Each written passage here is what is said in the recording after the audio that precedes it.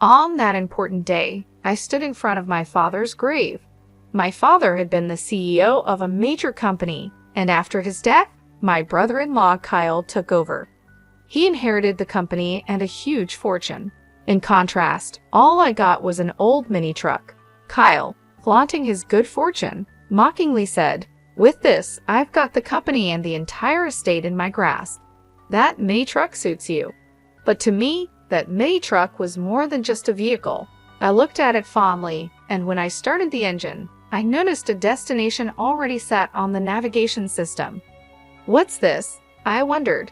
With a firm yet gentle grip, I began to drive. My name is Jack Nicholson. I am a 44-year-old tutor. Now, I am standing before a large coffin where my father rests peacefully. My relationship with my father had always been very complicated. He built a construction company from scratch, but I chose a different path. I left home to become a teacher right after university, fulfilling a childhood dream. This decision led to many heated arguments, and for a long time, we barely spoke. But despite our disagreements, I never hated my father. I had my own dreams to follow, and I couldn't give them up to run the family business.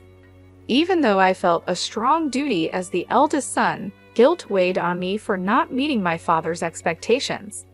This guilt kept me from visiting my parents' home. My mother relied on my sister, Lauren, to update my father about my life. Lauren and her husband would often send expensive gifts or arrange trips for my father's birthday or their anniversary, pretending they were from me. Each time, Lauren would encourage me, saying, "I wish you and Dad could talk directly. He's just trying to be strong." Deep down, he must be feeling lonely. I often thought about Lauren's words and would just shake my head. But one day, I got the sad news that my father had cancer. When I heard this, I quickly quit my job and went back to where my family lived. I realized that what really mattered was life itself, and the past arguments with my father seemed so small. I decided to move back to my hometown, teach at a local school, and take care of my sick father. At first, my father was shocked to see me return, but he eventually accepted it quietly. I didn't say much either. I just stayed by his side and took care of him, helping him whenever he needed it. He would thank me softly, and those words brought me some peace. Sadly, my father's fight with his illness ended. The last chapter of his life closed quietly with me, Lauren, and our mother by his side.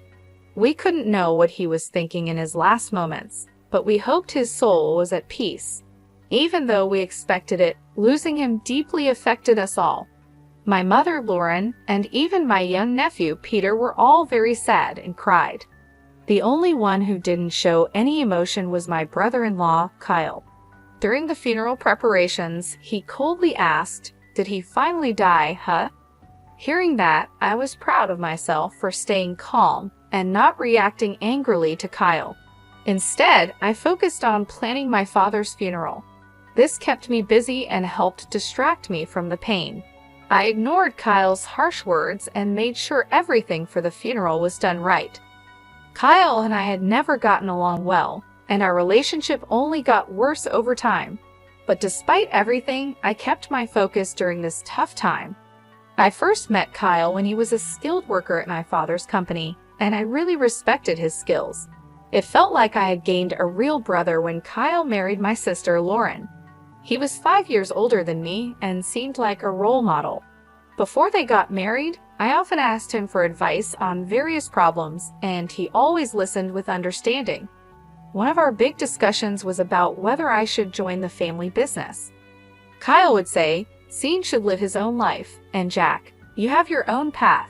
No one knows which choices in life are the best, so the most important thing is to make choices you won't regret later." Encouraged by his words, I switched from business school, where I was studying management, to the Faculty of Education, where I really wanted to study. As time went on, Kyle and Lauren got married and started their life together. 22 years have passed since then, and the distance between my father and me grew wider. I moved on with my life, missing the chance to close that gap. But when I heard about my father's illness, I dropped everything and rushed home. Kyle, who once greeted me warmly, had changed. He now seemed uncomfortable around me.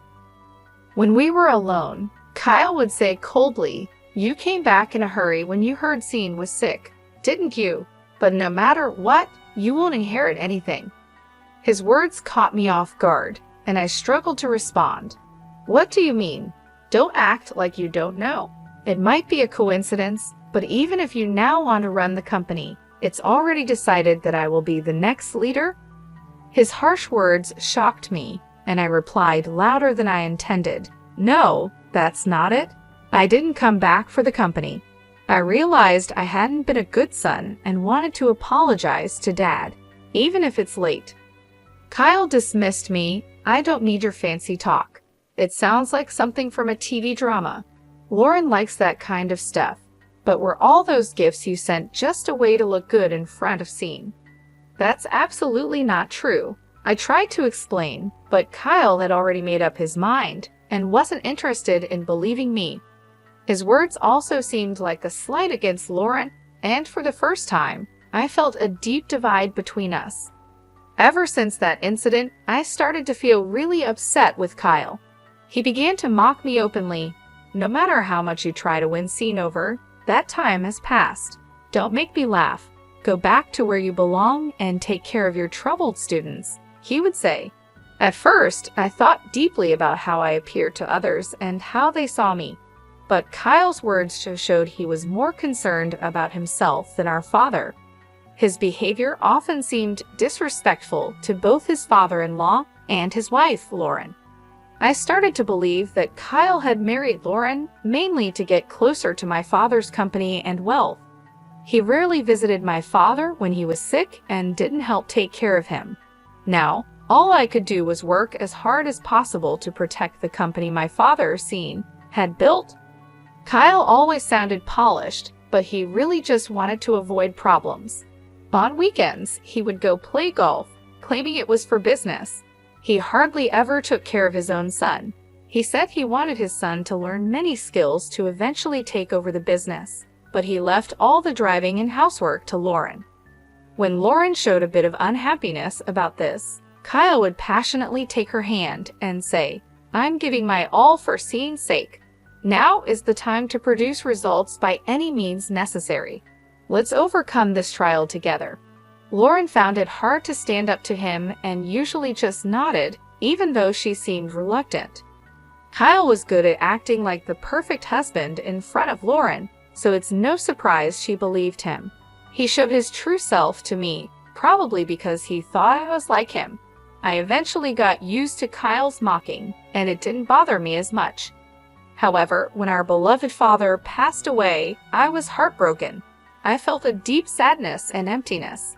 Although Kyle seemed upset about our father's worsening health, I couldn't shake the feeling that he had been waiting for this moment. This thought made me very sad and angry. After our father died, Kyle inherited most of our father's large fortune.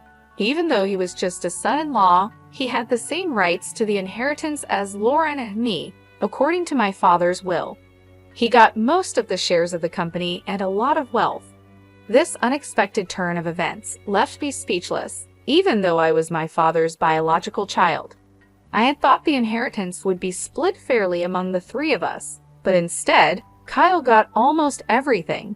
All I received was an old mini truck that my father once loved. In public, Kyle seemed surprised, but alone with me, he laughed and said, "You came all the way from the city to this small town, took care of Sean day and night, and all you got is this little truck, huh? What an ironic end. Now the company is mine, and you're left with just this mini truck as your inheritance. It's like a comedy." As he left the room with a smirk, I felt empty inside. Holding the mini truck keys tightly, the cold metal made me face the harsh reality. But my family tried to cheer me up. "Keep your head up. Sean had his reasons. He didn't mean to upset you. That truck was something Dad always loved. It was his favorite vehicle. He surely cared about you." Despite their kind words, I was too hurt to respond. I knew that what you inherit doesn't measure a father's love, but the fact that Kyle, who seemed to be waiting for my father to die, got almost everything, was deeply insulting. It wasn't about the money, It was the pain of seeing my father's hard work go to such a man. I felt powerless to change the situation. Clutching the truck key, I decided to take care of the mini truck, the only thing my father left me. It seemed to hold a deeper meaning. I hoped that cleaning the truck might help me sort out my feelings. I carefully washed the truck with a hose and then sat in the driver's seat, where my father used to sit. Starting the engine, I noticed something unusual on the navigation system. It was displaying a single thick blue route instead of just showing my location. That's odd. Why is there a destination set on the navigation system? I wondered. This usually only happens when a specific route is being followed. When I checked the destination on the screen, it showed only coordinates, not a specific place. It would take about an hour's drive. Wanting to go for a drive in the mini truck, I didn't think too much about it, put the truck in first gear, and left the house. An hour later, during a pleasant drive, I arrived at what seemed like a home. It was a surprise. In front of me was a small, modest house, quite different from the larger homes in my hometown. It felt warm and inviting. The area was quiet, and I couldn't see or hear anyone else around. I got out of the truck and stood in front of the house, feeling a bit confused. There were no signs to indicate what this place was, but it seemed the navigation system had brought me here for a reason. With some hesitation, I rang the doorbell. As the door slowly opened, the person I saw was the last one I expected, my mom. "I've been waiting, Jack. Come in, dear," she said. "Why are you here, Mom? And how come this place was set in Dad's navigation system?" I asked. "I will explain everything, but first, come inside and relax," she replied. Following her inside, I found the interior simple yet cozy, with just the essentials. My mom made some tea and started to explain in a calm voice. "Actually, this was your father's secret hideout." A hideout? I was surprised. I've never heard about Dad having a place like this. She explained, "This place is our secret spot. We came here when we needed our own space or when we wanted some peace and quiet. If we ever had a small argument, our rule was to come here to cool off. You didn't know about it, did you?" I was stunned and deep in thought. I had no idea such a family rule existed. She continued, "And this is something your father wanted you to have." Saying this, she handed me a brown envelope. It was slightly bulging, as if something important was packed inside. I decided to read the letter addressed to me. "Jack, I have caused you a lot of trouble and made you endure unbearable hardships over the years. I am truly sorry from the bottom of my heart." The letter was filled with my father's reflections on his past mistakes and his deep gratitude towards me. He wrote, "Your mother often tells me that it was your choice to leave home, and a son has the right to choose his own path in life. We are both stubborn, but when you came back after I fell ill, it was a wonderful surprise for me, although I couldn't express it well, because I'm not good at showing my feelings. I am deeply grateful to you for supporting and taking care of the family."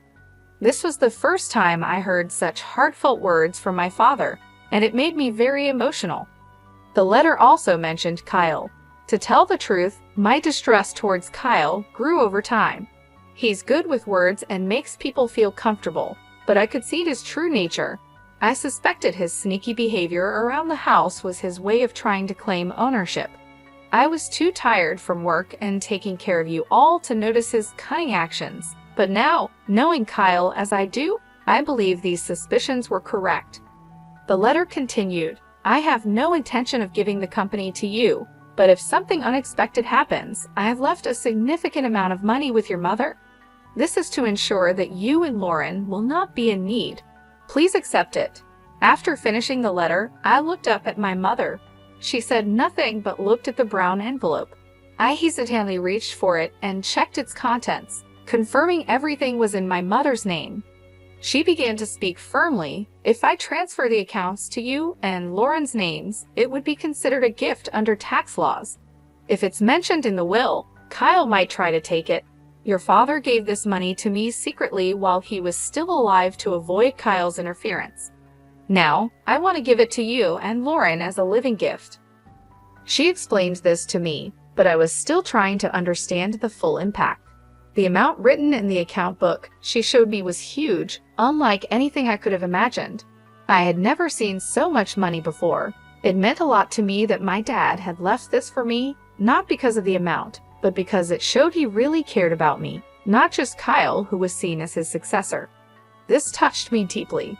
We didn't often share deep emotional words, but I knew he always cared deeply for us. I want everything I entrusted to your mother to be passed on to you as a thank you for all the gifts you've given me, and for that, I am truly grateful, he wrote. Before I knew it, tears were streaming down my face. I couldn't hold back my emotions. For a long time, I felt that my father never really understood me, but I was completely wrong. He always understood and valued me. That's probably why he trusted me with that old mini truck, knowing I would value it and use it well. Mom, I really wish I could have done more for Dad, I said, feeling deep regret. But my mother comforted me with a gentle smile. She seemed to understand the regret I felt, saying, "It's natural to think you could have done more when mourning a parent. But you brought your father great joy and gave him so much love. You were his greatest pride." Hearing her words made me cry again. They also inspired me to make a firm decision. I wouldn't let the company my father built fall into the hands of someone like Kyle, who had wished for his death. I had decided to quietly resist and make a careful plan without letting Kyle know I had acquired a significant fortune. The first step was to contact the corporate executives my father had trusted to build a foundation for their support. They agreed to help, supporting my desire to carry on my father's legacy. Their reactions made it clear that my father had never spoken poorly of me. Meanwhile, my mother and sister acted soothingly during the will reading, keeping Kyle's attention off me. They continued to act the same way in front of Kyle, which made him think he had succeeded and look down on me with arrogance. Hey, do you, abandoned by your father and left a poor man, still intend to stay in this house?" he taunted. "I'm the new president now. Admit your defeat and go back home." Kyle would say these words dismissively, waving his hand as if he was shooing away a small fly. Since becoming CEO, Kyle's arrogant attitude created a tense atmosphere in the company. Despite his high position, he ignored his duties and became rude to his staff. This caused a lot of problems, and many skilled employees left unhappy with his leadership. Kyle didn't question his approach and remained overly confident. "Those who can't grasp my superior vision might as well quit immediately," he would say in public, making decisions without listening to anyone else. As problems in the company increased, Kyle enjoyed spending money and living lavishly, while his passion for the business seemed to disappear. When I first met him, he seemed like a great person. He was skilled, and even my dad liked him. How had he changed so much? She cried every night, hiding her tears from the children. I couldn't just watch the company fall apart. I was quietly planning my next move. The day came when I acted. I left home early and waited at the office for Kyle. When he walked into the president's office, he was shocked to see me sitting there. "What the hell are you doing? Why are you sitting there? Get this person out of here," he demanded. "The one who should be leaving is you," I replied calmly. "What are you talking about? Have you lost your mind?" Kyle looked at me as if I was an annoying insect. Using the assets our father left us, I had bought the majority of the company's shares. An extraordinary general meeting of shareholders was held, and you were officially removed as president. Kyle, I'm sorry to say, but you are no longer the president of this company. Wait just a minute, he stammered, confused and repeating words that made no sense. Don't you understand? I now control 2/3 of this company's shares. You thought the inheritance was just an old mini truck, but that truck turned into money in an unexpected way. Kyle tried to dig into details about the hideaway, but I avoided his questions and changed the subject, which only made him more upset. The game is over. Leave this place immediately, I told him calmly and handed him several documents. As Kyle looked through them, his face went white. "What is this?" he asked. "These are the minutes from the extraordinary general meeting of shareholders, and this other document is your dismissal notice," I explained. Kyle became very angry, crumpled the papers in his hands, and shouted, "You think this will hold up? I'll take legal action." "Go ahead with legal action. We have good reasons for our actions," I responded calmly. "What reasons?" "You've just been after the old man's wealth and this company from the start." "It's nothing but jealousy," Kyle accused. "Let me ask you directly, Kyle. Have you been using company assets for personal use and signing leasing contracts for your own benefit?" I asked. "What if I have? What's it to you?" Kyle replied, his face turning pale with shock. "How did you know about that?" he stammered as I listed his misconduct, like taking home computers and other appliances meant for company use. "There's more. Computers and TVs that should be at the office are at your house, being used for personal things. Isn't that enough reason to act?" I pressed on. Struggling to respond, Kyle frantically tried to defend himself. "Why? How do you know about that?" he asked, his lips trembling. I kept my gaze fixed on him and continued, "You should have been more aware of your responsibilities. Did you become complacent when you thought you controlled everything?" I had been gathering information about Kyle's actions from the company's executives. After our father passed away, Kyle became more arrogant. He used to at least pretend to respect others, but as president, he began to shift his work onto others and even fell asleep in his office. This attitude caused many loyal employees who respected my father to leave, frustrated by his behavior. Kyle, upset by the situation, doubted my ability to manage, emphasizing that it was impossible for me to fulfill the role of a manager. I had never worked a day in this company. Think about it. How can someone with no experience in running a company become president? It's impossible to trust management to someone like you, Kyle argued. You're absolutely right, I agreed. I have no intention of becoming the president of this company. My sitting in this chair is just a symbolic message to you. In fact, a new president has already been elected by a different board of directors and is already carrying out their duties. Kyle was stunned. He stood there with his mouth open and his eyes wide, shocked by the turn of events. He had been sure that I was after the presidency and had schemed to replace him. As I've said many times, I'm not after the president's position. My only goal is to honor my father and protect the company he spent his life building, I explained. Who would believe such fancy talk? Kyle retorted. He thought I only cared about the wealth and status that came from our father, not his true worth. After my reply, Kyle trembled with anger for a moment, but then composed himself. "Do you think this is over and you can just enjoy it?" he scoffed, and then stormed out of the president's office. That night, something unexpected happened. Lauren threw divorce papers at Kyle, ending their marriage. This was a result of his misconduct at the company and his eventual firing. The new president was chosen from among the directors who respected my father and were determined to protect what he built. I felt the company should be led by someone who would continue my father's legacy, a sentiment my mother and sister supported. As I coordinated Kyle's dismissal with the lawyers, Lauren was preparing for the divorce. On the day she mentioned divorce, her hurt voice filled the house with a heavy atmosphere. "Why do you turn away from me now? Is it because I've lost the title of president and you've lost interest in me?" Kyle asked. Maintaining her calm but firm, Lauren replied, "There's no point in talking about betrayal. You were the one who betrayed our relationship from the start. Your love was not for me but for the title of the president's daughter. You neglected our home, didn't help raise our children, showed no respect to our sick father, and in the end, you tried to take everything from our father for yourself. Now it's time for you to face the consequences." Kyle had no response to Lauren's words.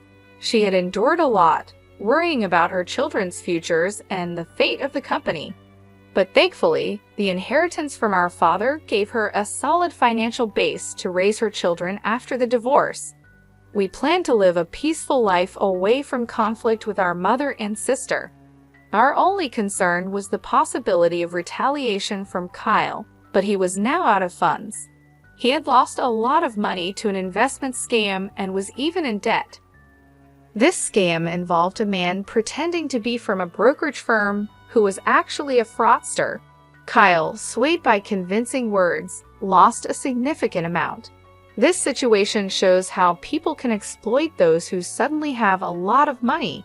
Now, Kyle was suffering the financial consequences of his actions. Meanwhile, I spent fulfilling days taking care of my mother. I enjoyed a peaceful, comfortable life, continuing my work at the tutoring school. My mother and I also took great joy in caring for my nephew Peter, who was very fond of us. His presence added happiness to our daily lives.